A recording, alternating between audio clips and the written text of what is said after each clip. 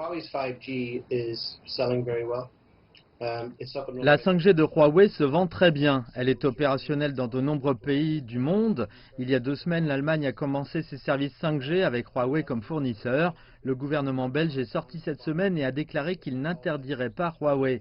Il travaillerait avec tous les fournisseurs. Donc vous savez, l'opportunité de marché 5G pour Huawei à l'échelle mondiale est une grande opportunité. Le plus grand marché unique est la Chine, où peut-être la moitié des stations de base d'approvisionnement du monde entier seront installées. Mais nous avons beaucoup de marchés à exploiter. Si nous ne pouvons pas poursuivre le marché britannique cette année, il y a beaucoup d'autres marchés que nous regardons. Et nous savons d'après diverses recherches que lorsque vous retirez Huawei d'un marché national en tant que concurrent en termes d'infrastructure, elle-même des concurrents augmente généralement en prix de peut-être 30%. Donc vous savez, quand vous retirez les concurrents du marché, le coût va augmenter.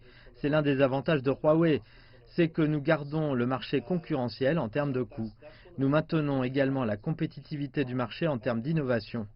L'un des défis que nous avons sur le marché de la communication mobile est en fait qu'il y a très peu d'acteurs dans le monde qui construisent des réseaux mobiles. Il n'y en a pas aux États-Unis par exemple, donc il y a une base économique clé dans ce domaine. Pour tous les pays des télécommunications, si vous voulez qu'un marché de services de masse, vous voulez évidemment que l'adoption soit répandue, que vous devez vous assurer que le coût de ce service est concurrentiel.